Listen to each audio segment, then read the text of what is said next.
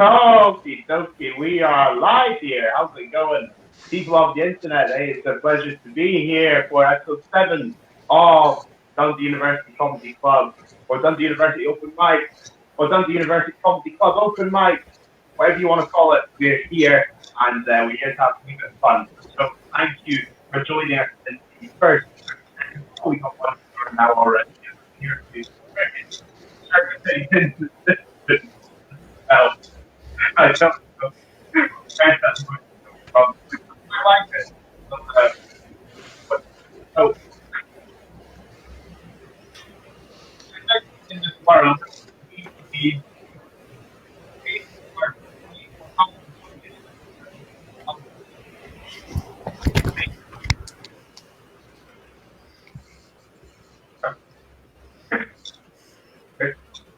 where's that come from? Perfect. Yeah. I remember I was at like bars are all locked down in Dundee right now. But I remember one time I was in the bar right now. It says, excuse me, can I get a glass of water? And the way it said still. I said, well, I'm not changing my mind, have I? Got 5 viewers now. Please have that energy going to you. So I was in there, what was that? I was in still water, and I've also I got a steak. And sometimes I order undercooked steak, but that is rare. So I'm a student at the University of Dundee, right? Guess what? By the title, and I'm doing a lot of my learning online. As I was creating it told me I need to create a new password. So I put in the password penis. But apparently it wasn't long enough.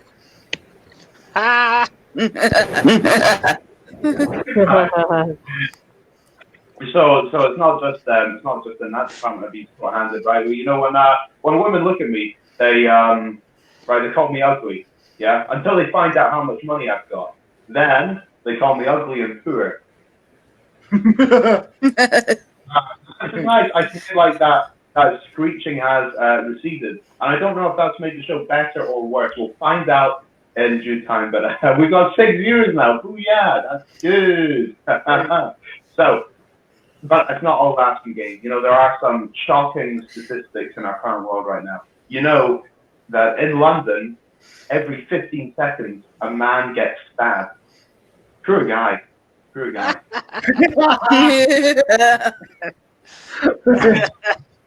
So guess what?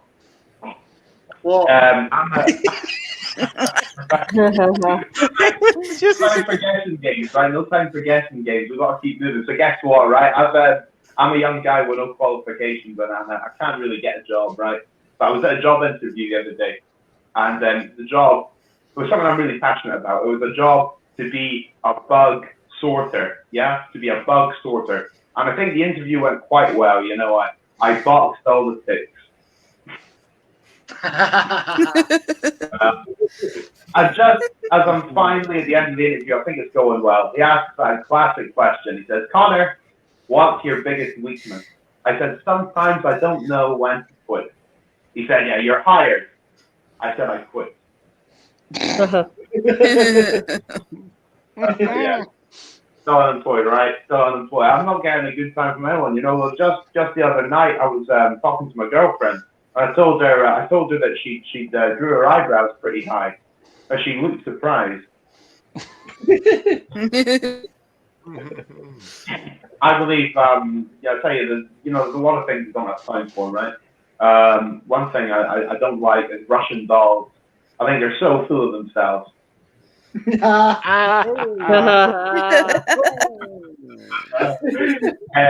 one of my passions, well, I do enjoy a wee bit of comedy, right, as you can tell, but I enjoy writing poems. So I'm writing a poem, and I'm trying to make it rhyme and stuff, and it's quite difficult to find words that rhyme. So I'm talking to my brother, and I said, hey, Rory, what rhymes with orange? He says, no, it doesn't. No. It's true. Yeah. So, right? And people sometimes ask me, they say, well, like, the world's in a wee bit of turmoil right now. Well, it depends where you are, but mostly it's in a bit of turmoil. And people are asking me, they're saying, Conor, is all this madness, is it down to ignorance or arrogance? And I tell them I don't know and I don't care. And scrolling through Facebook the other day, right? I'm scrolling through Facebook again, this sad post. It says that the inventor of autocorrect has recently died of COVID-19. It says restaurant in peace.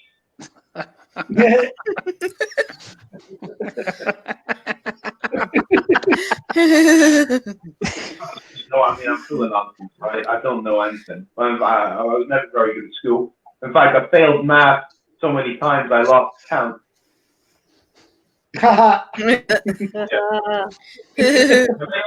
Shows, right? These shows, they're quite fun. You're doing these. I think they're all right. Comedy in quarantine. Some people don't like it, but I just say get used to it. Yeah. Some comedians, they don't like to do jokes in quarantine because they have to be inside jokes. Yeah. Right. Not like that. But a little fact for you. Someone told me. They said all generalizations are false. Yeah. Think about that. So. I think I like that one, right? So I've got these problems, right? The other week I was going to premature ejaculation meeting, right? I was going to one of those premature ejaculation anonymous meetings, and I didn't know what to wear. But in the end, I came in my pants.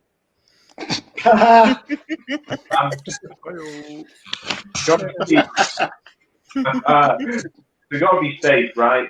Because there's a lot of people in danger these times. So I'm no different.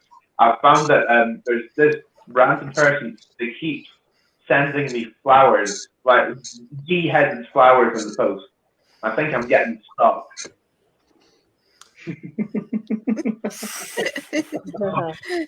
You'll be very happy to have me done for now. But it's not us done for the night. No, we got plenty to do that.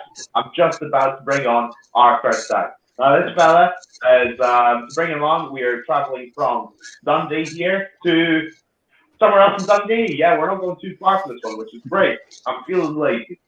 This guy is his second time on the show. He was absolutely fantastic the first time he was on. He'll be great this time as well, I'm certain. Give a very warm welcome to our amazing Charlie Wallace.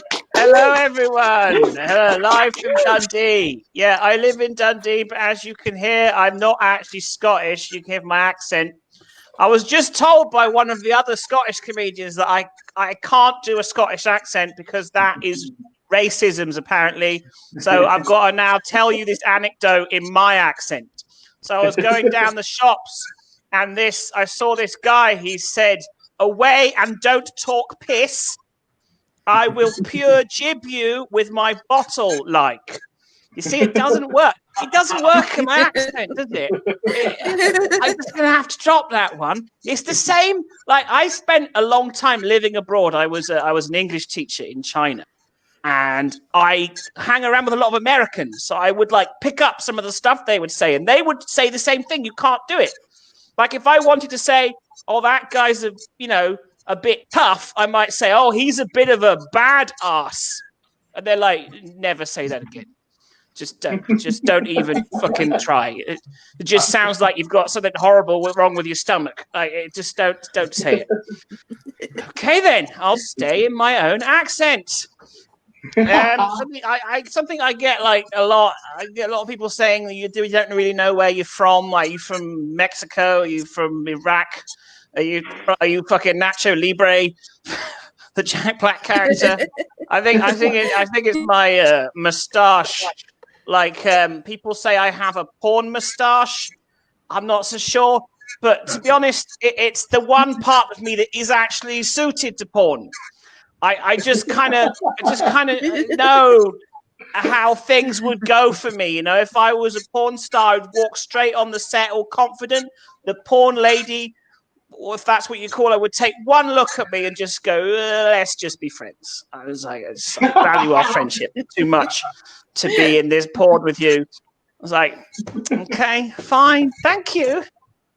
Yeah, I'm only actually growing the moustache to like compensate for the fact I've got a receding hairline. I don't know if I noticed it recently. Hair's going back in 2 places.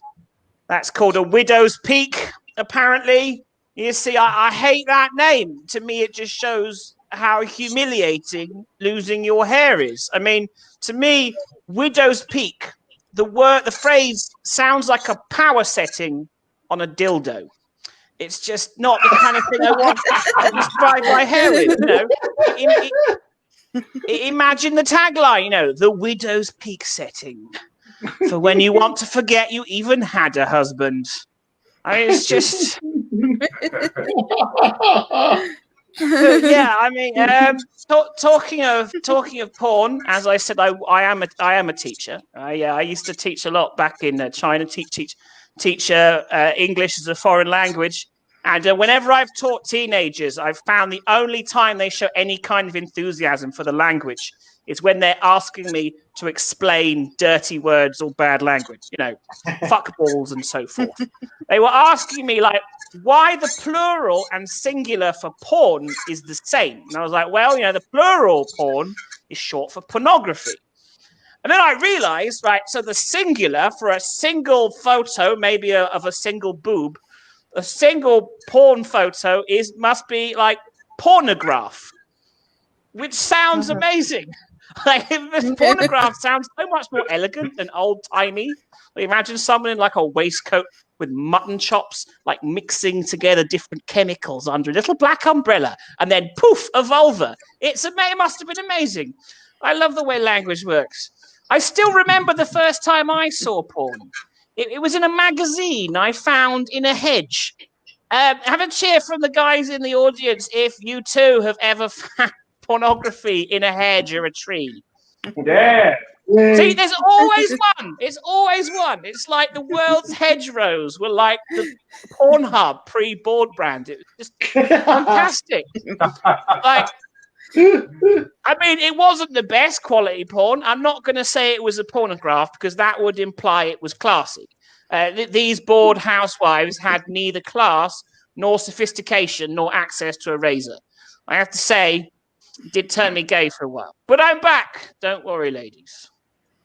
Okay, so how am I doing for time, Connor? Oh, you're doing great, my man. Just keep going. And all right, then. As I said, lived in Asia for a while.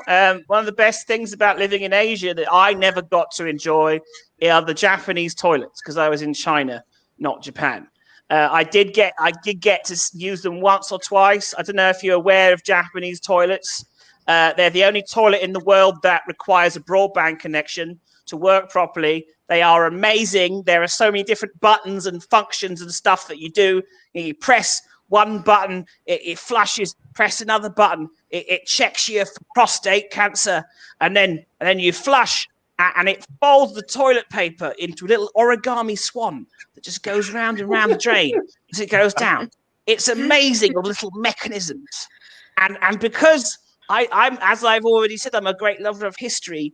It made me wonder, like, what were Japanese toilets like before electricity? You know, 100 years ago, what were they like? And I actually looked it up, and I found like an old like diagram of how they work. And basically, what happens, you sat on the toilet, you do your business, and when you're done, you pull a lever, and this lever releases a ball which rolls down a plank and breaks a glass of water that lifts up a cantilever, pulls a cloth up to reveal a piece of cheese. The cheese attracts a mouse which scurries along to eat the cheese, and its tail pulls a cloth off a cage to reveal a bird, which then escapes, flaps out, and its tail feathers unravel this lithograph of a saucy naked lady. And this very posh city gent sees that and is scandalized by the female nudity and spits out his sake, and the stream of alcohol cleans your asshole. And that's ancient Japanese toilets. I'm glad to have enlightened you on something tonight. But I'll just leave you with this. I am single. As you can see, they're talking about porn. They're talking about toilets. As you can see, that's about the only relatable subjects the single person can talk about on stage. But yeah, I'm single, and being single just makes everyday things difficult. Like I took when I was a teacher, I took some kids on a trip to the zoo, and I was just looking around at the animals. I was jealous. I was looking at the giraffes, thinking, I bet they get so much sex. I bet it must be embarrassing, right? The giraffe, every time a giraffe has sex, all the other animals can see his cum face. Just up there on a fucking pole for everyone to see. Like, they still act aloof. Because I just don't like being there, like surrounded like by a whole bunch of animals that spend their whole lives in cages with no access to Tinder, and yet they still get more sex than I do. Now that's not the end of the show. I'm going to carry on. But talking of Tinder, I passed me by at first because, as I said, I was abroad when it first became like a big thing. So when I came back, I wanted to try it out. So I got on Tinder, pressed the button, or did the swipey thing, say, "Give me sex now." But it didn't work. So I tried some of the other new apps I'd seen. I was like, this must be a dating app for me. I found one that actually works. You might have heard of it. It's called Uber. It's whoa. I mean, like you get like what you lack in quality, you make up for in quantity and speed as well. My goodness, they come to you within 5 minutes. They come very quickly, and so do I. But they've got this. I've got this. They've got this offshoot called Uber Eats, which I assume is dating for people who are short on time. You know, I was put off by their slogan, to be honest. Their slogan is "Eat out at home." You know, I don't want to be doing all the work. You know, I have to do all the eating out. But anyway, I think I've ranted myself into a diabetic coma now, so I'm going to go and refill with sugar and hand back to your host, whose name is Conor. Conor, take over now. There we go.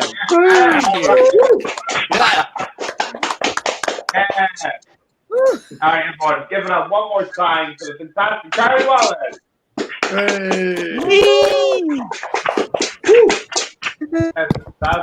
It's fantastic having a teacher who's taught English on the show. I think that's awesome because I was always terrible at learning English when I was at school. I remember the teacher said to me one day, said, "Hey, Conor, tell me 2 pronouns." I said, "What? Who? Me?" He said, "Correct."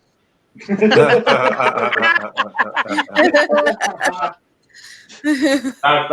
been my entire education. So I just went from there to hear what's going on. But wait, let me just check my messages. The webpage keeps logging me out. Is it just me because my bad connection? Possibly, but we've all been there. Let me just see if I can get. I'm not sure. Well, you know what? While I work out that, we're going to bring on our next act. I hope you're feline ready for her because she's going to really appreciate that. Give it up for the amazing coming from America, Christine Nelson. Hello, everyone. Oh my gosh, it's so great to be here. You know, just like Conor the other day, you know, I was going to a premature ejaculation meeting and like I said, I was going, but it turned out I was coming, so I just turned around and went home. So see, a funny story. My fiance just came home. He was visiting some family. His father's office had gotten broken into like last week, so he was helping cleaning it up. And when he was cleaning it up, he found a whole box of porn, everything. There was like magazines and DVDs and all this other stuff. I was like, "You mean to tell me that your dad had a wax shack?"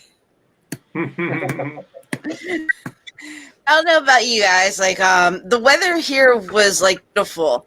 Like, just like the other week, we were in the 60s and the 70s, and it actually felt more like spring instead of fall. But then it went down into the 30s, and I'm bringing the groceries, and Jesus Christ, I froze my balls off. Yep, that's right. I've got balls. I wear them on my chest. I call them my chickles. So yeah, and things have been crazy here in New Jersey, but my anxiety has gone through the roof. That's why I do stand-up comedy. I mean, do you ever like lay in bed and think of things that haven't happened yet, that happen in the future, or might not even happen at all? Well, I was thinking about doing some live open mic. And it turns out, like the ones that I were invited to, they all got down because the host had COVID. But I was like, oh my god, that's like totally crazy. But now I'm envisioning the future. A lot has changed in the pandemic. It's like, yes, places now you have to wear microphones, which I am completely fine with that because I have a whole plethora of microphones. But here's the catch, and hear me out. If the SIM cord is used in all the mics, I'm not sure if my microphone is ready to be violated like that. Like, I'm like, gosh, it's like, will there be protection? What about lube? I feel like insert a different cord to my microphone. Does it make it a whore? Like, oh my gosh, like, what do I do if microphone gets pregnant and I wake up one morning and there's all these little baby microphones? I'm not ready to become microphone mama. Like, what do we do here? And I put my microphone out, like every time I insert a cord up there, is it going to be like, yeah, baby, I'm going to do your job. Let's do this. Let's make mama proud. Like all these things running through my head. I don't think the world's ready for that. That's why I stay home and I do comedy over the internet and I masturbate just like everyone else. But anyway, so a while ago, I had a purple dildo that got stuck to my shower wall and it was up there for some time. And so I decided to get some other, dildos and stick them on. That way I would have something like a rock climbing wall, but I called it my climbing wall. That way, I can climb up and I can get off showered at the same time. It finally fell off. I mean, the suction finally went on that thing. It got sucked off. It lost its son. There we go. But, like now I'm back, on the bed. And I don't know about you guys, but I really am like a sploosher. I'm a squirter, but I call it that's just female ejaculation. When I started doing that, if you took Niagara Falls and, Old Faithful and put us together, it's like, bam, it's like right up there. Even Niagara Falls is like, damn, girl, get a chance to catch up. But, that's all I've been doing during, the whole quarantine is, masturbating. But the word WAP first came out, I was like, okay. And then I was like, well, wet, angry pussy. I'm like, if my pussy's wet, it's just hell ain't angry. I mean, once a month it is. But then I realized wet ass pussy. And I was like, oh, okay, that makes total sense. But, yeah, so I don't know about you. I'm either always horny or hungry, like I'm eating everything, or I'm humping the couch cushions. Like I almost stuffed a Swiss roll where it shouldn't belong. Like I just rolled it, and I had two kinds of cream when I was done. But let's take a brief moment and talk about some self-care. And when I say self-care, I mean masturbation. I mean, the only person you can trust these days is yourself, right? Well, for me with a Swiss roll, like Jesus Christ. Talk about food and porn cunning. But, it's those people, all these years of people telling you to, hey, go fuck yourself. Guess what? I'm doing it. And now I want my participation trophy. Mostly because I've run out of dildos and I need something to get me off. God damn. It's hard, But ladies, we've got to keep tight, right? We've got to do those Kegels. You get that pelvic floor muscles going. You have to have a nice tight twat. Like there is no way in hell that I'm going to end up with elephant lips hanging out there. I've already come to terms getting older. And when you get older, things start to sag. And I'm willing to tuck my boobs into my waistband for when that time comes, but I refuse to tuck my vagina into my shoes. But I can Kegel all day long, but you have to be careful. Kegel the front, not the back. If you Kegel the back door shut, you're going to have a bad time. One time I did that and I couldn't for 4 days. But I'm going to leave you with this. So do you want to know why I do stand-up comedy? Why? Because when I did it laying on, they called it prostitution. I'm Christine Dalton of Crack Cat Comedy, and back to you, Connor. Yeah! All right. Yeah. One more time for Christine Dalton. That's fantastic. Absolutely fantastic. I'll tell you what, I absolutely loved that. It was phenomenal. And I tried, I don't know much, but I know what's good, and that's good. I'll tell you what, when someone asked me, what do I know about bonsai trees? I said very little. Trying new things, the things that people would say are quite strange. In fact, just last week, I went to a dinner party for cannibals. Yeah, a dinner party for cannibals. But I arrived a bit late, and they gave me the cold shoulder. Whoa. So we're gonna move up in quality now because I'm about to bring on our third act. This person has been on once before, and he was phenomenal. He's going to be just the same this time, I'm certain. Everybody give a very warm welcome to my good friend. It is Ewan McPherson. Yeah. Thank you. That was a great welcome. Okay, folks, as you might have guessed by hearing that, content warning. I have a stammer. Please, if it does kick in, let me finish what I'm saying. The worst thing is about having a stammer, it's a great disability to have if you're a stand-up. But basically, you get promoters saying you've got to have 5 minutes, you've got to get a type 5, and the gig promoters are like, right, you got to go on, you got to do 5 minutes. 5 minutes, and then you're off the stage. It takes me 5 minutes sometimes to get my name out. It's like, geez, that makes for an interesting set. Something else you might guess about me, by the fact that I like experimental industrial music, I also like martial arts, and I look like I crawled out of a mosh pit. That's right, I'm gay. It's kind of weird. It's kind of weird because I actually came out late in life. I came out at the age of 27. And when I did finally come out the closet, my friends that are really liberal, they were like, oh, you came out late in life because of homophobia. It's because of homophobia. Oh, come on. Was it fuck? I came out late in life because I was stoned. Seriously, I was sitting there kind of like going, all right, Cheech and Chong film.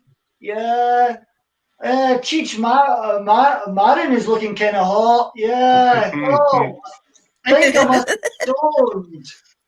I must kind of like come out and liberate myself.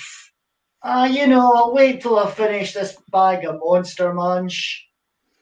So 10 years passed. It was a big bag of Monster Munch. And I came out, right? Now, it got a bit of a nightmare because I'm not a stereotypical gay man, right? When it comes to gay men, I suck. Oh, wait a minute. Anyway, now here's an example. I came out and I met my big gay friend, Donald, right? And Donald said, look, we need to let you into Gay Men's Club. So he took me shopping. I fucking hate clothes shopping, right? I cannot stand it. My wardrobe looks like a charity dumpster. And I basically decided when I was with Donald's to like go shopping. I went, go into TK Maxx. I went, right, I hate shopping. I'm going to run in, grab the first item of clothing that I see is suitable, go and pay for it and get the fuck out. So I ran in, grabbed first item of clothing that I saw suitable. 5 minutes later, the security guard asked me for his shirt and trousers back. Oh, Donald was like, okay, that didn't work. Maybe to go into Gay Men's Club, you should have started appreciating art. Now, I don't even like art that much, right? And I was like protesting. It was like, oh, come on, look, you can, expand your boundaries. You can immerse yourself in culture. And then he saw my face and he went, okay, and the cafe does good chocolate cake and the shop's got good toys.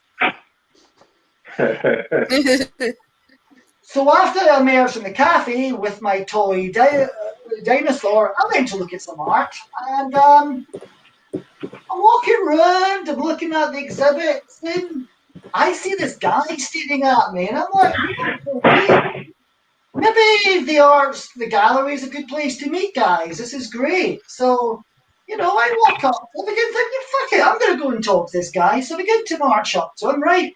And as I march up to him, I see he's looking at my chest. Now, I don't mind this. I've got a great set of pecs, if I say so myself. If I get sick one day, I'm going to put two tassels on these two puppies. I'll make a lot of cash.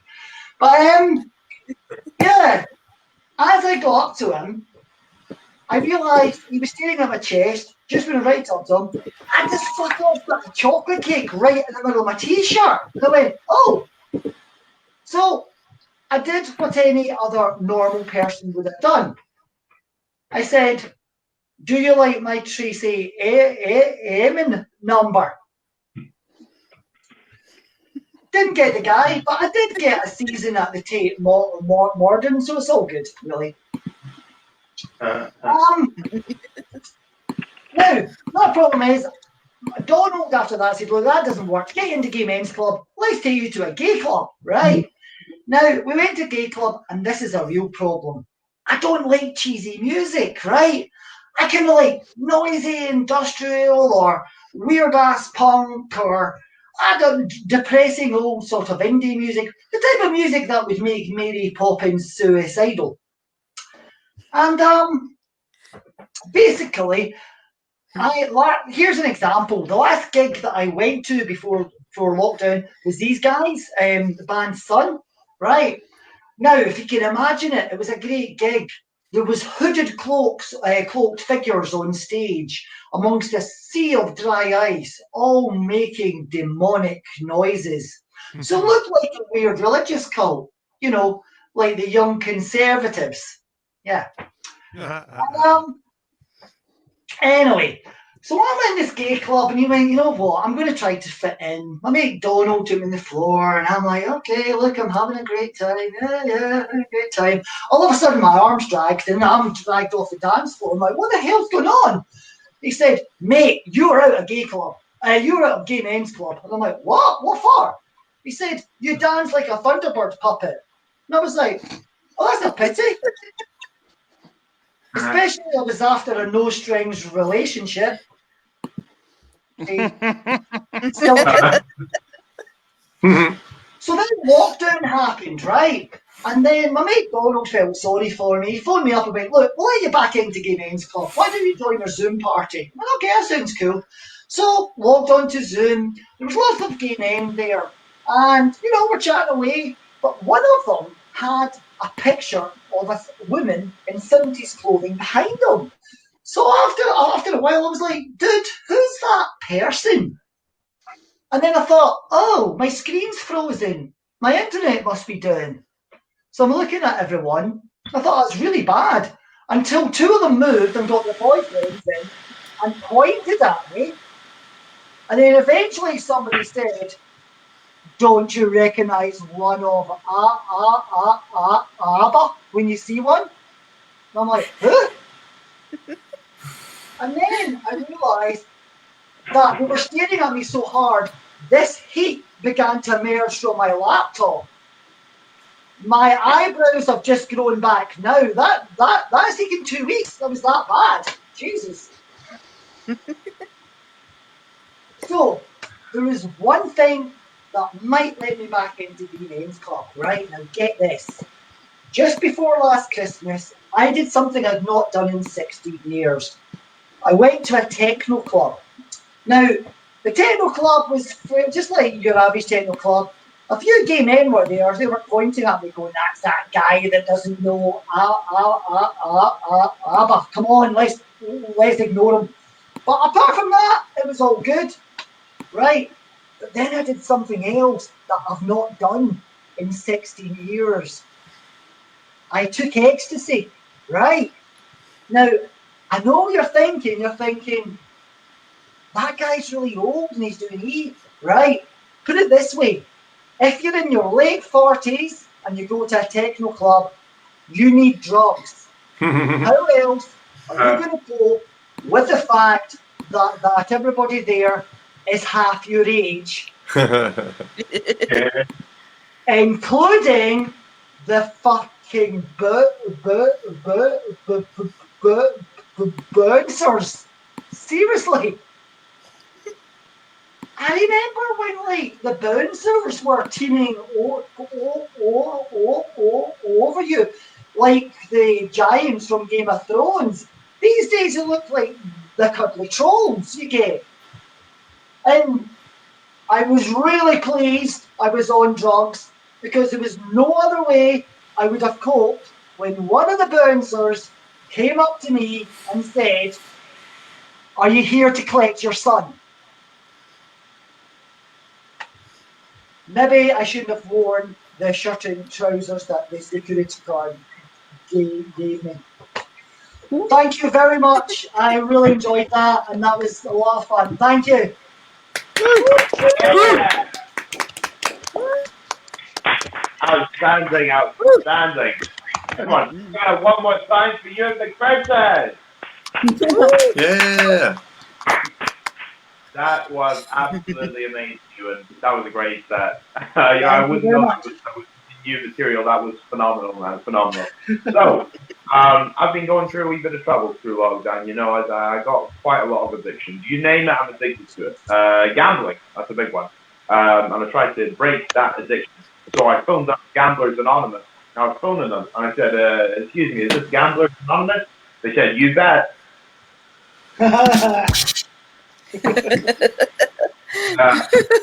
Relapse like that, it's not good. So I thought, well, they're useless, right? So I went to like the university library, right? Went in there, said to the librarian, "Excuse me, can you tell me where to find the self-help books?" And she said, "Well, if I told you, it would defeat the purpose, wouldn't it?" Anyway, enough of that, right? We are going to bring on our next act. Now, this person is their first time on the show, but they are very talented indeed. I know that for a fact. So please give it up for them. A very warm welcome for the amazing. Wait, is she on the stream right now? Oh yeah, I just got it. Oh, I'm so bad at this. Don't worry, we got it. Okay, give it up for the amazing Juliana. Hey!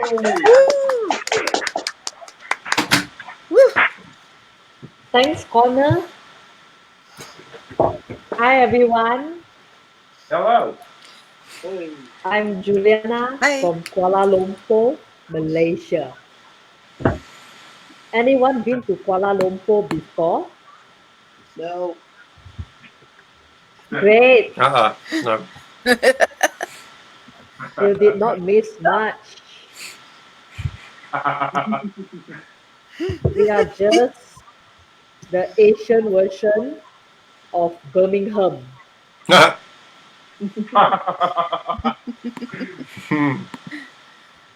I told this joke at UK immigration.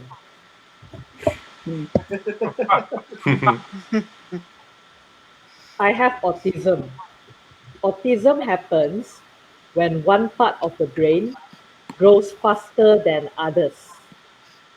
For me, It's my forehead.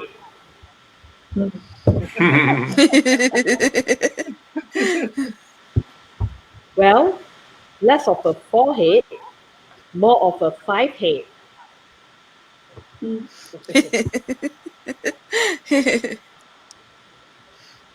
When I was 5 years old, I have not started speaking.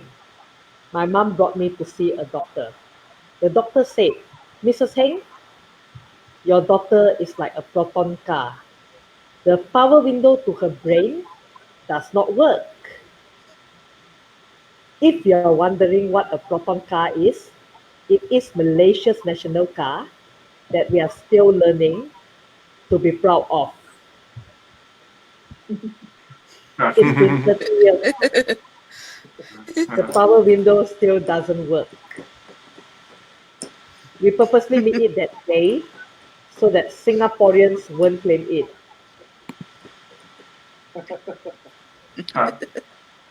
Because of my power window problem, I'm a bit slow. When you all listen to jokes, you will laugh immediately. I will laugh a bit later. Tomorrow. For those who aren't laughing right now, don't worry. You are just like me.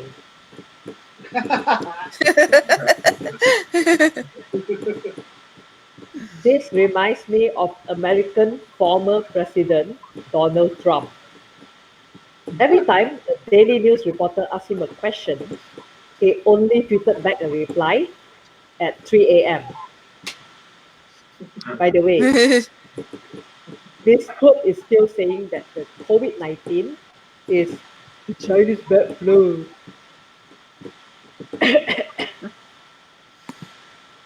I may be Chinese, but don't worry. You won't get the COVID-19 from me through StreamYard and Facebook Live.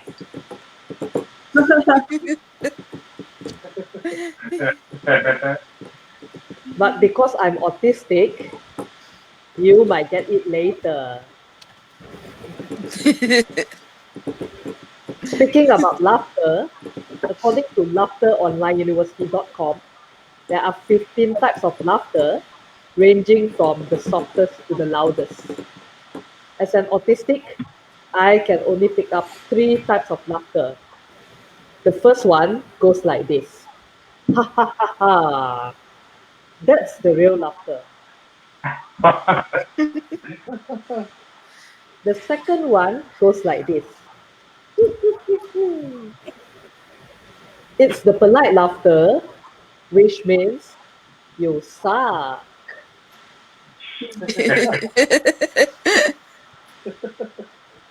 And I pity you. And the third type of laughter goes like this. It's the laughter of UK immigration.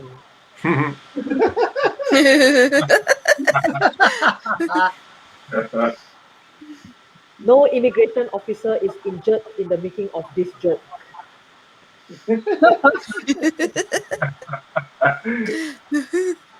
We hope.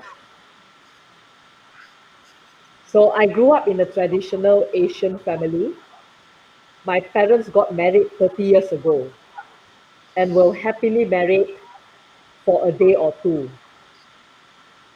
I believe my parents should have divorced before the wedding vows. I'm 30 now. I found out that the last time my parents had sex, I was 11. That is the same time I had a crush on my teacher. She was one hot mama. Being ashamed I'm gay, I started living in the closet. My parents also pretended to be a happy couple and hid their lack of intimacy from the public. So essentially, I'm sharing the closet with my parents. Everyone in my family thanks IKEA for keeping their secrets safe.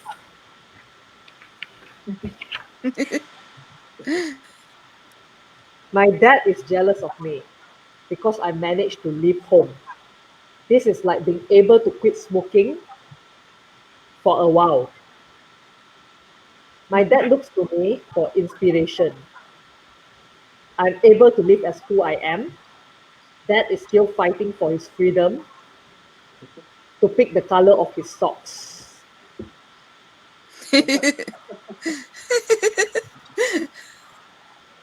My dad keeps trying to leave the house, but there always seems to be a reason why he stays. This is like wanting to resign from a job you hate, but chose to stay because you can't live without a pantry. Deep down, I don't think the divorce will happen. My mom claimed that he had to stay, otherwise, he will get hungry. To keep my dad, mom needs to do more than just bring my dad's Uber Eats. As a child, as a child, my mom told me if I wish my parents to divorce, I will go to the 18th level of hell. Yes, we count the levels of hell because Asians love maths. But you know what? I'm already on the 19th level of hell.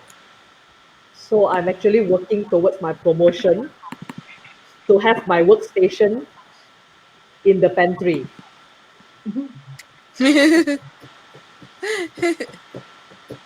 My dad does not have a girlfriend, but told me he has a type. It's weird knowing that your dad has a type. It's even weirder to know that it's the same type as me. I need my parents to support me, not compete with me. Anyway, we ended up trading tips on how to get the girl.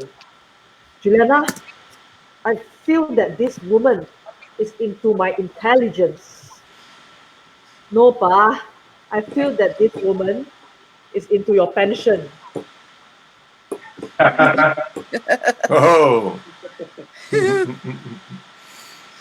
My dad is 69 next year, so he's looking forward to celebrating his birthday by doing a 96.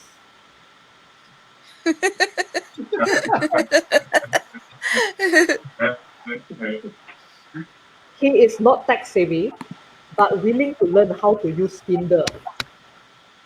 Therefore, he's all more advanced than me. I'm still on Pokemon Go. Surprisingly, Dad's ideal types are on TikTok. Now, he made me feel like a fossil. No wonder it takes me forever to find my ideal type. I'm only on LinkedIn. Don't worry though. Don't worry though. I'm confident that I will win in the long run when it comes to staying single. We like the same type of women, which is anyone except my mom. Naturally, this makes me want to come out to him so I can tell him not to hit on my ideal type. This shocked some people because they thought I'm openly gay. I tried coming out to him, but he denied it. To him, I'm forever his girl who is going through a tomboy phase. My little one, you met too many shitty men. You will be normal again when you meet the right man. However, I've simply decided to be the right man. Thank you. Yeah. Yeah. All right. Outstanding. Everyone, give it up one more time for the amazingly talented Juliana Hay. Yay. Amazing. I really like that. That was fantastic. Am I still connected? I'm gonna assume I am. Wait, can you guys still hear me? Yeah. Okay. Yes. Okay, it's just like on my screen, my face is froze. Luckily, I'm smiling, but it's okay, right? But I'll tell you what. So I was talking about when I was at the library earlier, right? So I was, I never seem to get the right book, right? So I'm going in there and I said, excuse me, have you got any books about turtles? And he said, hardback? I said, yeah, they've got tiny little heads. So he said, oh, yeah, you know, here, whoever's playing the drums, like, I need you on the show every week. Please stay. Yeah, I need you. So I was, I was asking for another book, and it says, yeah, have you got any books about paranoia? And she says, they're right behind you.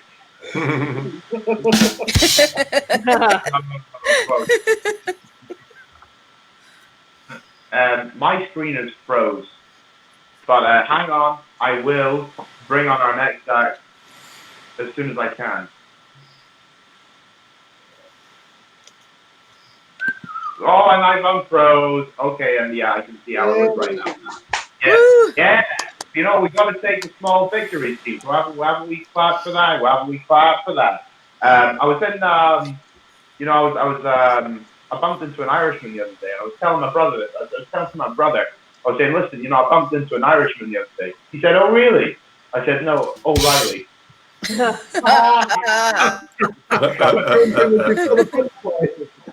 The next act we have on, I'm delighted to have him on this show. He is amazing. You know what? We're getting a step up here at the Dundee Comedy Club, right? This fella is phenomenal. I've seen him perform. I think he's amazing. So give it up for the amazing Ben Harrington. All right. Yeah. You all right? Woo, yeah. We're not sure, are we? Look at this background, mate. There we go. They were used in brute force size cremation. There we go. Too soon. It is too soon. It's nice to be here. It's nice to be on a Zoom call, and I don't look good on a webcam, do I? I don't look good. I look like Wayne Rooney's had a baby with Mr. Potato Head. It's really bad. I don't like the way I look. I really don't. I've got 2 kids, and they say when you have kids, your body changes, don't they? You know, I mean, they're normally mean the mum, to be completely fair. But here I am. But my wife's body's changed, but it's kind of like matured, like a classic Ferrari. You know what I mean? Whereas I'm more like a 12-year-old Mondeo, if you know what I mean. The wiring's all over the place. The roof's gone. The exhaust is a fucking shambles. It's an absolute mess. But lockdown's not been good to me, if I'm honest. I'm aging, I'm getting old. Blokes don't like to talk about their bodies degenerating. Women talk about it, or blokes don't like to, they just don't want to. They talk about successes. Oh, I fucking shagged her last night. I did. I gave it 2 fucking times. Only had 18 points there. 42 Sambucas. Oh, and I was forced to operate a lathe all the fucking time. And they don't know if things go wrong. It's awful with me. Everything. It's like when I was in my 20s, like, if I wanted to go out of an evening, I'd have a shower, I'll be out that door. Okay? Not that door, that's a wardrobe. But I'll be out that door now. It takes me so long to get ready. It's quicker to prepare one of my Jelly's Christmas turkeys. If you get fucking shower right and my head really dry, it's like really fucking dry. I have to moisturise it for about 10 minutes just to get the moisture. I might as well dip my head in a bucket of E45 just constantly fucking kind of moisturise it. Tremendous. Even then I'm getting lightheaded just about bending down. It's like, oh yeah, like last Christmas, I had 1 chapped eyelid. How the fuck do you get 1 chapped eyelid for Christ's sake? You know what I mean? I can see 100 out the window. It's ridiculous. Can you all hear me all right? Is you all hear me okay? Yeah. Yes. It's all right.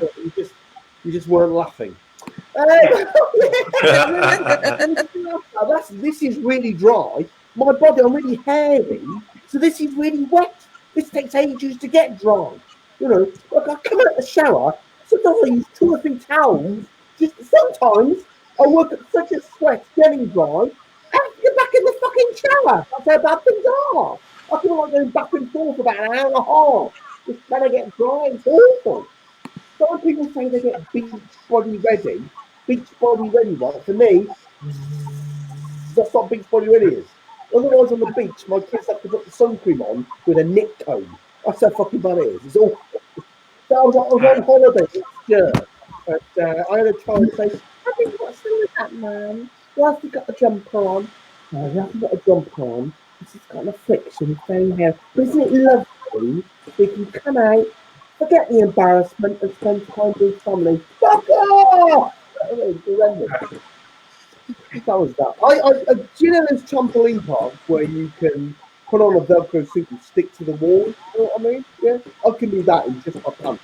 Honestly, it's brilliant. Well, it's doing this birthday party, but you get the message, don't you? So I was like, my whole body. So that's that thing. Then my stomach has started. Look at that. It's like the second trimester. It's absolutely. I'm now getting to a point where I'm worried that when I look down in the back, I won't be able to see my penis. That's really concerning. I mean, it already looks like when I look down, one of the three little pigs coming over a humpback bridge. That's how bad it is.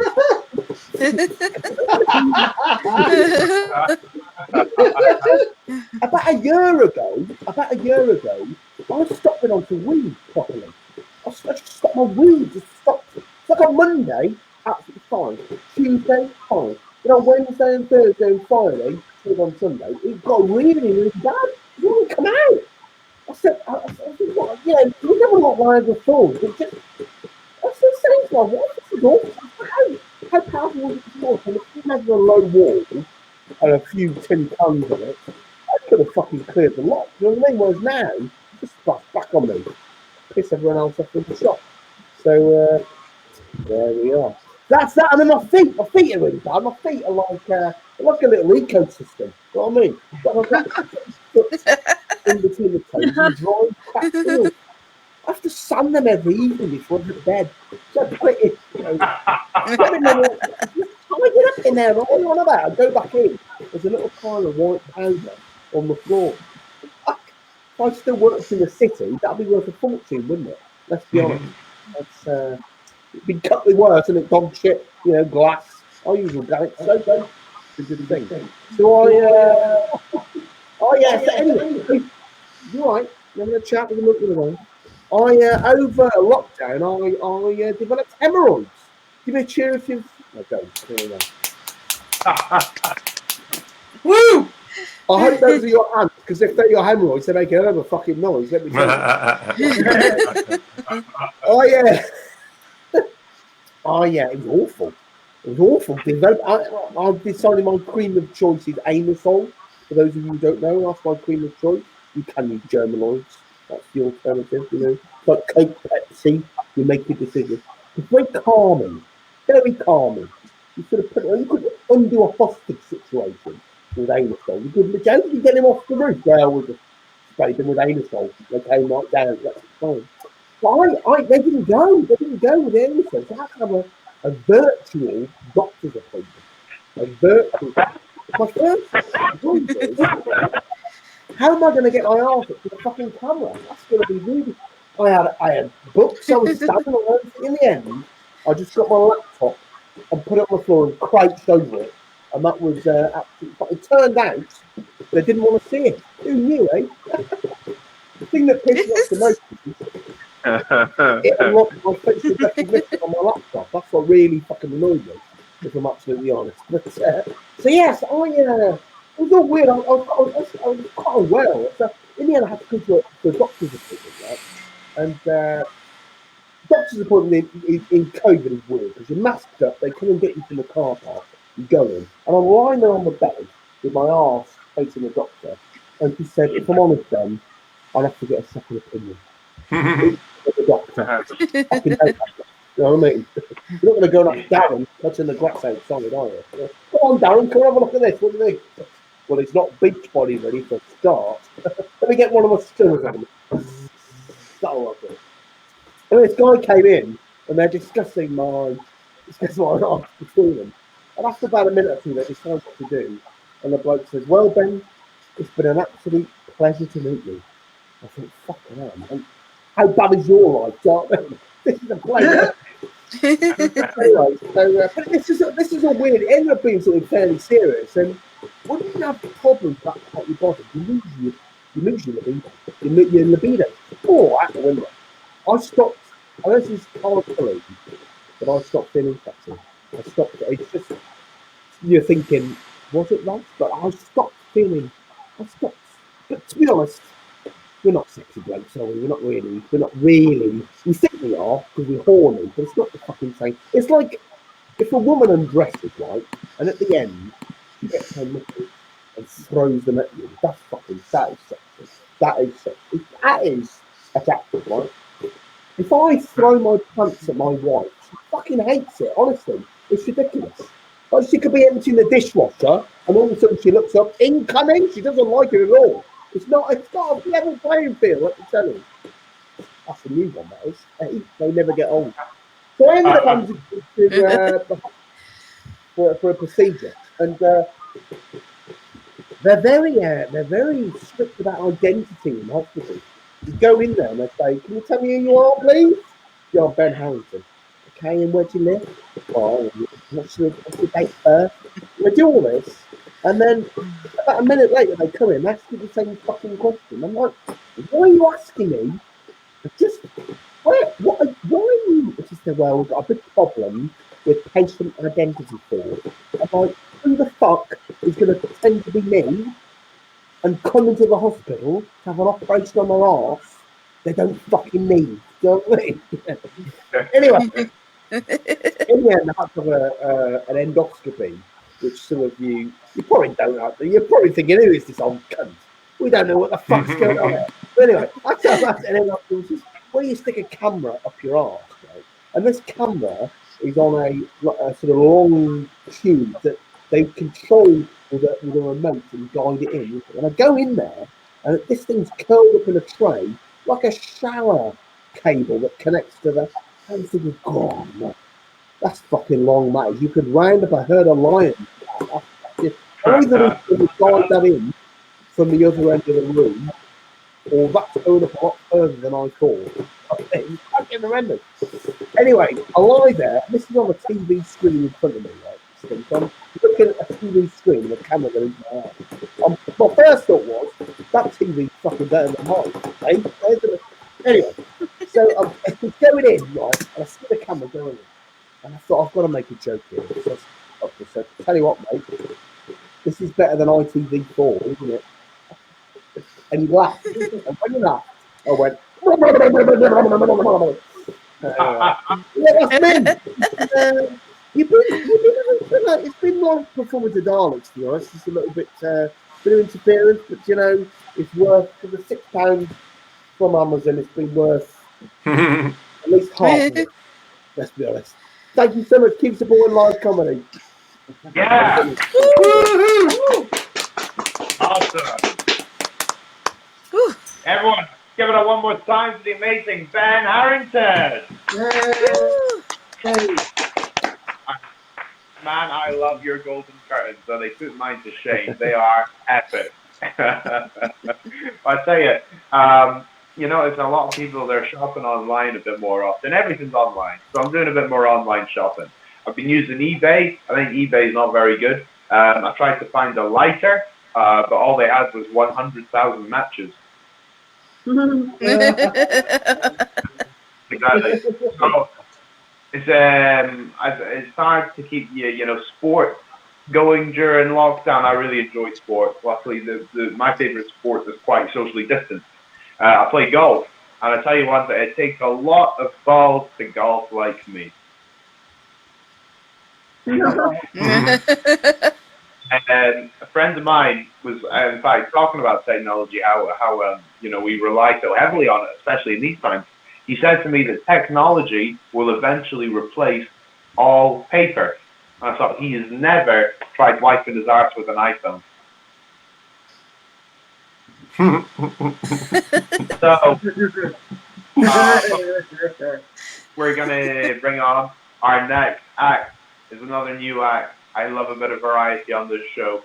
So give a very warm welcome to the phenomenal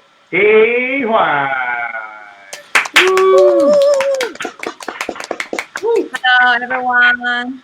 Hi. As you can tell from my outfit, I'm not sure you can see it or not. I was made in China. How about you guys? Excluding your chairs and tables and your whole house, okay? I guess I'm the only one who is here trending and scary now, okay? Guys, don't worry. I am clean, okay? I'm negative. So, my name is He. It's 2 letters, He. It's easy and it's confusing at the same time. I remember one night I was out with my girlfriend. We were drinking and mingling. This very cute guy, he came up to me, approached me. He was like, "Yo, what's your name?" And I told him my name is He. And he was like, "Huh?" And I was like, "He." And he said, "Nice to meet you, Ho." I was like, "Oh, excuse me, sir. I am not a hoe. That's my cousin." I don't speak to her anymore, so good luck on that. As I said, I was made in China, so it's very interesting. I remember last week, my friend, she asked me whether I wanted to crash with her on this holiday deal for 23andMe. Do you guys know about this? Yeah. Yes, basically you swab your mouth and then send it them. They're gonna tell you if your ancestor cheated on your ancestor or not. No, I'm joking. So they're gonna tell you your genetic makeup. And I was like, oh, let me think. Do I want to spend on $90 on this? Like, my mom comes from a line of Chinese mothers, and my dad comes from a line of Chinese fathers. And I'm the only child, and I think I'm very pretty Chinese as fuck. So I really don't want to spend the extra $90 on that. Yeah, I know. I was scared of ghosts when I was a kid. We have Chinese Halloweens. I'm not sure how you guys know about it. I know you guys have Halloweens, so fun, slutty bunnies, sweets, trick or treats. But in China, during our Halloweens, one of our traditions is to burn some fake money to our dead ancestors or relatives. When I was a kid, I was not, understood the tradition. I just follow it. And now I think about this tradition. I think this is so ridiculous. Like, guys, think about it. Why ghosts need money? They can free hunt any house they wanted. Like, what need the money for? House, mortgage, commuting, food. That is ridiculous. Like, you play with electricity. You don't need to pay the electricity bill for your house, By the way, do you think ghosts fuck each other? Woo! That's a fear. And if they fuck each other, do you think they have one ghost policy for all the Chinese ghosts? I'm sorry. Think about it. I think it's really overpopulated down there, right? Generations of ghosts, so many. I don't know. I'm thinking about the whole, do they have UN? I don't know. Do they have like borders and shit and exchange rate? I don't know. That's just my ridiculous thought about ghosts. But now I'm not scared of ghosts as adult. I'm most scared of, opening my bank account. That number is spooky. Like, oh. And that's a decimal or just an illusion. It's funny. I'm not sure you can tell from my accent. I actually live in the States for quite a long time. And I think Americans teach me a lot, including color coding people. Like, before the States, I differentiate people by nationality. Now I differentiate people by colors. So, oh, you're white. Oh, you're black. Oh, you're brown. Oh, you are everything else. And I remember one time I was doing a project in another country, and my friend was very she was very social. So she asked me out. She's like, "Oh, do you want to hang out with one of the guys from the work?" And I was like, "Oh yeah, is he black?" And then she got offended. It's like, "What do you mean she's black? They're all blacks. They're Kenyans." I was like, "Oh, okay, sorry, my bad." Anyway, I think that's my time. Thank you guys so much. Oh,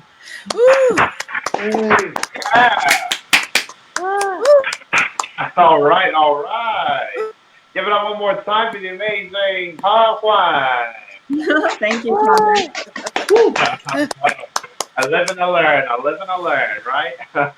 So we're going all over the world with this show. We're all over the world, right? And well, I can't remember the last time I've been traveling, right? But I'll tell you one. There was once I went on a once in a lifetime holiday. Never again. We think you should know that. I mean, I'm lucky to be here. Okay, when I was a young boy, I had this disease that meant I had to eat dirt 3 times a day to survive. And it's a good thing my older brother told me about it.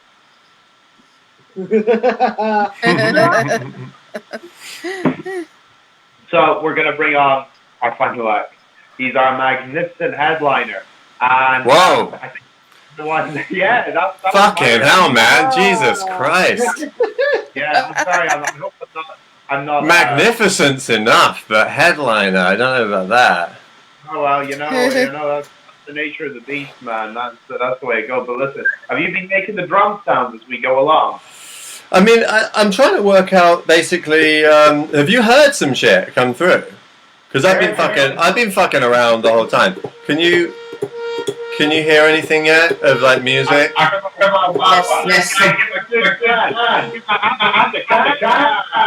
Woo!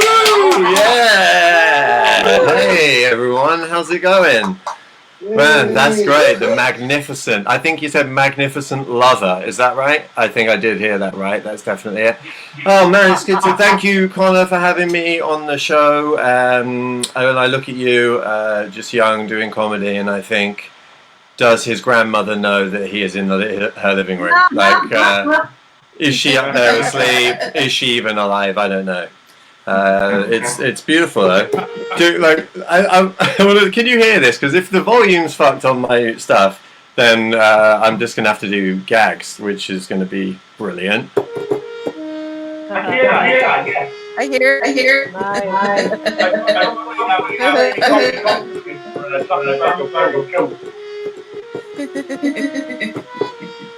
And then we bring in the fucking.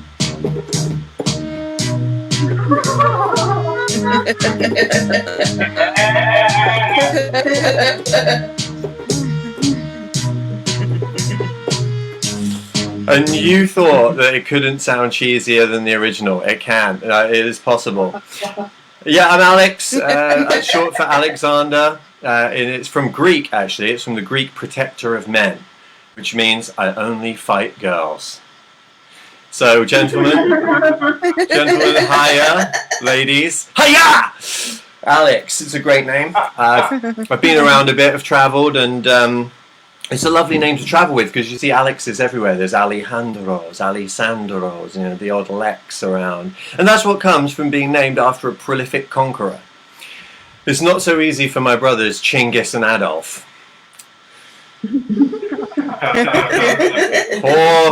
Poor baby Adolf Camp. Yeah, he got teased at school. The nicknames came easy. They called him Mine Camp. That's the one.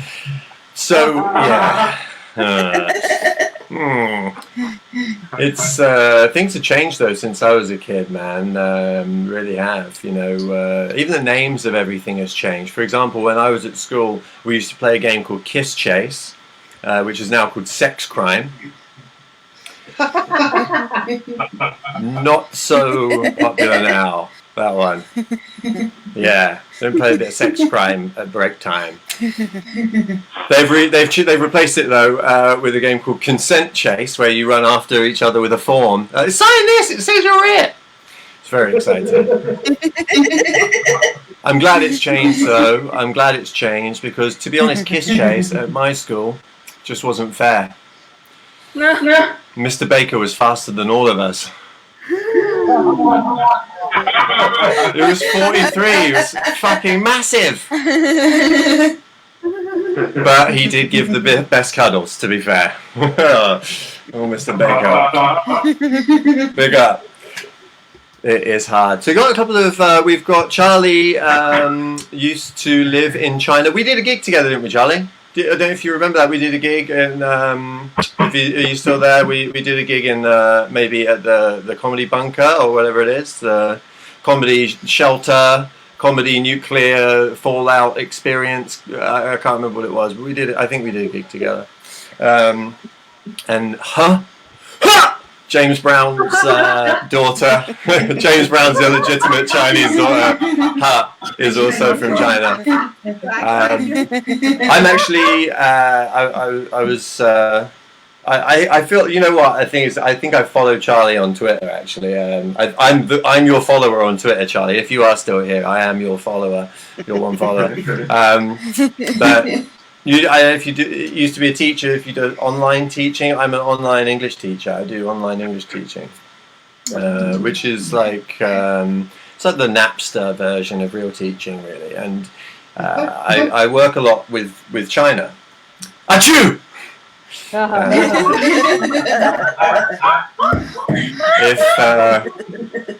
The good news is I'm no longer infectious, but you are. Yeah, I actually, I'll be honest with you, I wrote that joke in February and it has not aged well. It was funny back in the day when nobody knew what that was. But I work with China, and the time difference is a bit of a problem. You know, I'm here in England, in Manchester, and the time difference is huge. Like, I have to wake up really early, and I had an interview for a job a little while back, and to wake up at 7 a.m. So I woke up at 7, had my wank, got up, got to do that. And I went to the computer to check my email, and I had an email from the company. And I opened it, read it. Now I'm going to have this Chinese character, and not like a script character, not like a kanji, but like a person. And I don't want to offend anybody. I know people might be woke. We've got Hershey's from China, so I don't want to do the accent, right? So I'll substitute it. So instead of, he's from Beijing, right? So instead of the northern Chinese accent, I'll use a northern Irish accent. Which I think that's all right for me to do. Do you know what I mean? That's all right. I'm a little bit ginger. I've got some Irish blood in me. Well, I've got some Irish blood in a jar here somewhere, and she's gone. But lovely girl. So I'll try and give you the gist of what happened. So I read my email. It said, "Mr. Camp, ni hao. It's me, Chai Shilin from Beijing. Just to remind you, you have an interview with us today at 3:30 p.m. BJ time."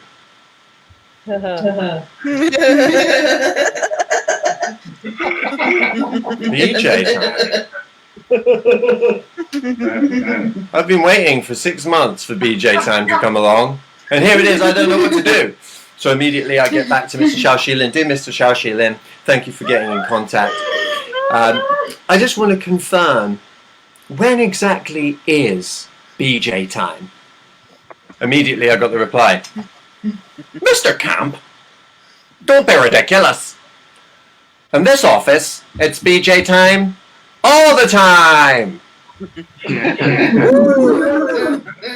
Now I thought, I'm up against plenty of people for this interview. You know, we're doing this over Skype. Loads of people are going to be in there. I can't risk it. I need this job, right? It's BJ time all the time. So I said to him, "Listen, Mr. Xiao Shilin, I'm just going to lay it on the line for you, okay? I want this job. I need this job. Just, I'll do anything to get this with you." He gets back to me, "Mr. Camp, who do you think I am? And who do you think you are? I can't just accept you for this job on BJ Time. I can't accept you. You'll need to come in person. Because after all, how can we suck your cock through the screen?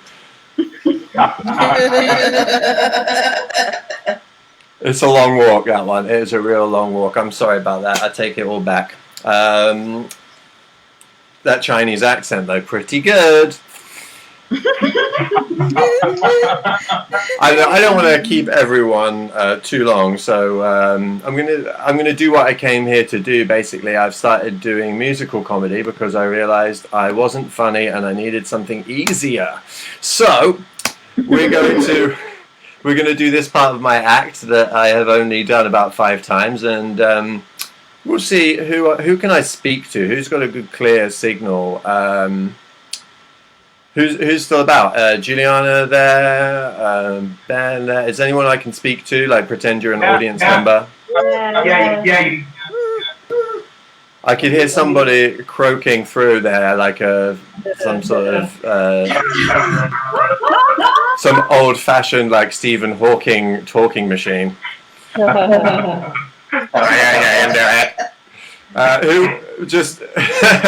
was that? Ben? I think was that Ben.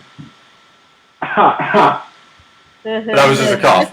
Yeah. I'm gonna go. It was Ben. I'm gonna do you, mate, because we did a gig together as well a while back, and it's good to see you again. Let's make a song about you first of all, mate. I'm gonna give you up tempo, right? Can you guys hear that? Yeah. Yes. Oh, nice. Okay. Oh, I can see you. I could see you all then. That was good. Okay, Ben. Right, mate. So, what did you do today, Ben? What was your actions today? What did you do? Built a shed. Built a fucking shed. That's sick. So you're like, we need to give you something manly here. This something. Oh. I'm gonna give you that bass line. Wait, here we go. Oh shit, here we go.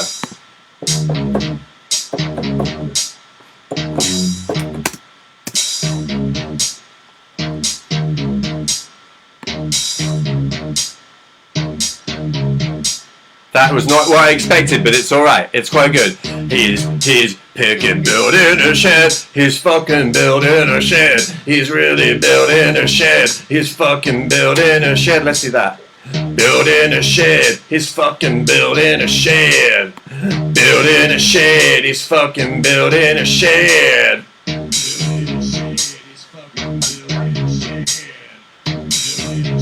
Yeah, a bit of harmony on there. Building a shed, you fucking building a shed. Building a shed, it's fucking building a shed. Building a shed, it's fucking building a shed. Oh, yes.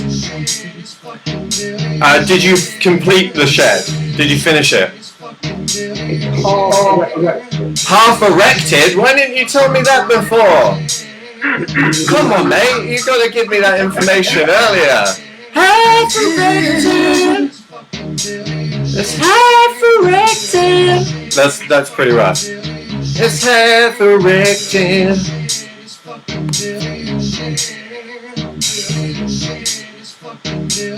It's half erected.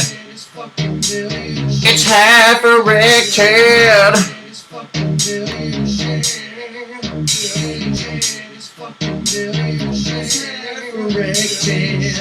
That's rough, but we'll keep it. Alright, mate, we're just going to put a bit of keyboards in there and then we're going to get moving. You're married, you got a wife, right? Yeah. How did she help with the shed building? No, she never helped. She never fucking helped. Never fucking helps. Never fucking helps. Never fucking helps. She never fucking helps. Here we go. Let's put that in. She never fucking helps. She never fucking helps. I don't know why I sang in the microphone there, because that was not. That wasn't even vocals. That was just the keyboards. Right, let's put this in.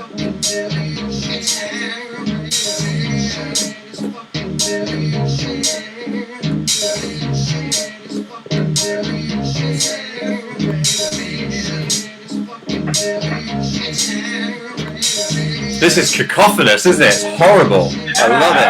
It's absolutely horrible. Right, let's get the rap going on. Here we go. Build in a shed. His wife never does a thing. She never lifts a finger, even the ring. Never the pinky or the index. I wonder if they're still having sex. Whether they just build in sheds together. Wearing leather, bondage. In the shed. Is the shed a sex dungeon? That's what I said. Is it a sex dungeon? What's inside? Who knows what he's keeping inside? Leather, ball gags, and a swing. I wonder if he might see those things when you open up the door. Midgets in there holding cocaine on their heads. Trying to give you drugs. Midgets are always trying to give you drugs. Why have midgets always got coke? I don't know, it's some kind of joke. Midgets always giving me drugs. Why are midgets never giving me hugs? Cause I'm really tall, I'm 6'4". Midgets can't reach up there, and they don't know how to reach the door handle. No, wait, hold off on midgets, that's not fair. That's just wrong. Let's go back to Ben. Inside the shed. She's having a birthday party. Okay, let's see. How old is she? How old is she? How old is she?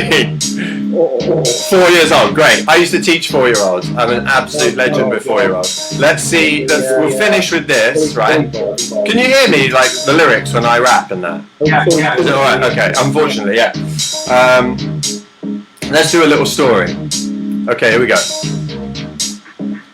Here we go.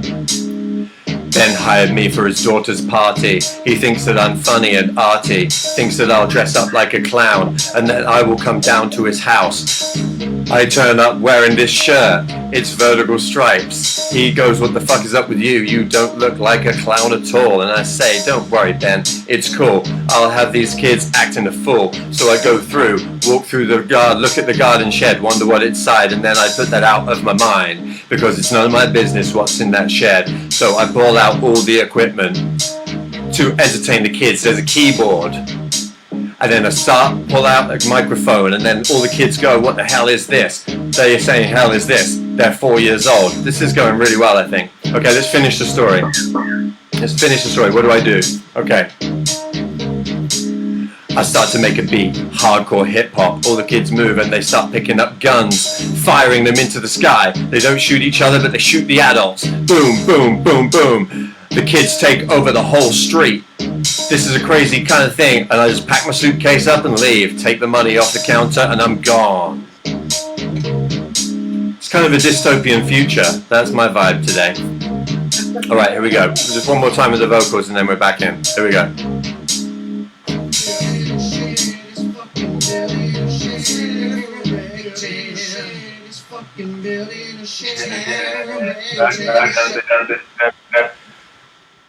That will do for me, I think. Thank you very much.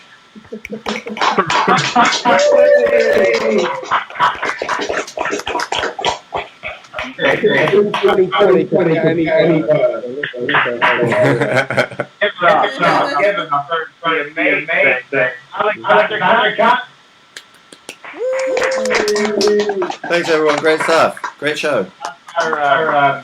Our first music on the show. I need to practice that shit, so yeah, I might come back, yeah. Oh great man, thank you, I'll save it. I think I did right. I gave money, my phone, and you appreciate how happy I was when I did that. Right now we have. I can tell you they are because one of them.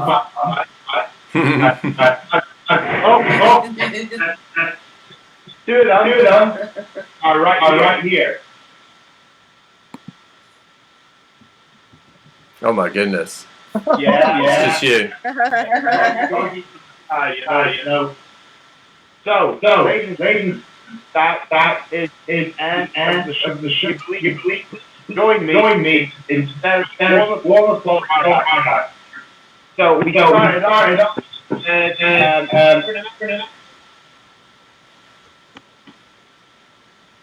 Okay. we started off with Charlie Wallace. Look at the clap. Christine Nelson. Yeah. Then we had Ewan McPherson. Yeah. Amazing. And we had the amazing Juliana Hang. Yeah. And after that, we had the wonderful Ben Hansen. Yay! Yeah. And then we had Fine. And we finished off with the wonderful shared music maestro himself, Alexander Cam.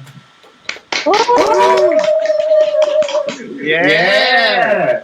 So that's the end of another fun show. Thank you for joining me for however long you did. And all that means is for all of us to say goodbye.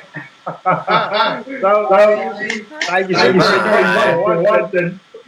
I'll see you next week. All of that. See you guys. Cheers. Bye.